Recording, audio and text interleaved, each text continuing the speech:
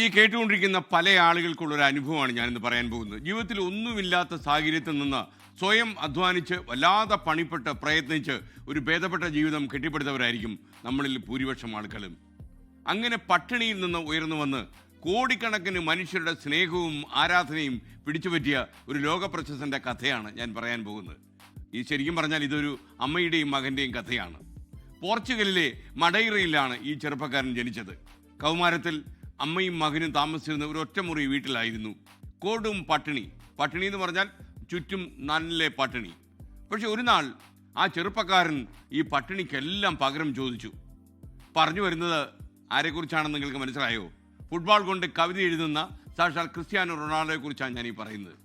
അമ്മ ഡൊലോറസിന്റെ 4ാമത്തെ മകനായിട്ടാണ് ക്രിസ്ത്യാനോ ജനിച്ചത്. ക്രിസ്ത്യാനോയെ ഗർഭം ധരിച്ചിരിക്കുന്ന സമയത്ത് ആരോഗ്യ പ്രശ്നങ്ങൾ കൊണ്ട് ഈ കുട്ടി അബോർട്ട് ചെയ്ത് കളഞ്ഞേക്കുമെന്ന് ഡോക്ടർ ഡൊലോറസിനോട് പറഞ്ഞിരുന്നു. എന്നാൽ ഡൊലോറസ് അതിന് തയ്യാറായില്ല. നാളെ ലോകമറിയേണ്ട ഫുട്ബോളറാണ് തൻ്റെ വയറ്റിൽ കിടക്കുന്നതെന്ന് അമ്മ ഡൊലോറസിന് അറിയില്ലല്ലോ. കടുത്ത മദ്യപനായിരുന്നു ക്രിസ്ത്യാനോയുടെ അച്ഛൻ മരിച്ചത് പിന്നെ അമ്മയും ക്രിസ്ത്യാനോയുമാണ് സകല പ്രതിസന്ധിയും ഒരുമിച്ച് നേരിട്ടത്. പട്ടിണിയും പരിവട്ടവുമായി ആ ചെറിയ കുടുംബം മുന്നോട്ട് പോയി. എന്നാൽ തൻ്റെ മകൻ ലോകം കീഴടക്കുന്നത് കണ്ട് ബോധരഹിതയായിട്ടുണ്ട് ഈ അമ്മ ഡൊളോറസ്. എൻ്റെ മാച്ചുകൾ അമ്മയ്ക്ക് കാണാൻ സാധിക്കില്ല, കണ്ടാൽ അത് അമ്മയുടെ ആരോഗ്യത്തെ ബാധിക്കുമെന്ന് ക്രിസ്ത്യാനോ തന്നെ ഒരിക്കൽ പറഞ്ഞു.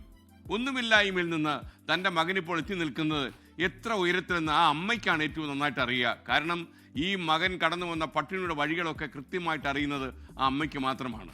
ഇന്ന് മഡൈറയിലെ വിമാനത്താവളം പോലും ക്രിസ്ത്യാനോ റൊണാൾഡോയുടെ പേരിലാണ്. നമ്മുടെ വളർച്ചയുടെ ഓരോ ഇഞ്ചും മനസ്സിലാക്കുക ഏറ്റവും മോശം സമയത്ത് നമുക്കൊപ്പം സഞ്ചരിച്ചവർക്കായിരിക്കും, പ്രത്യേകിച്ചും നമ്മുടെ മാതാപിതാക്കൾക്ക്. അവരാണല്ലോ നമ്മുടെ പട്ടിണിയുടെ പാരമ്യം എന്താണെന്ന് തീർത്തും അറിഞ്ഞതും അനുഭവിച്ചതും. ക്രിസ്ത്യാനോ റൊണാൾഡോയുടെ കഥയും അങ്ങനെയാണ്.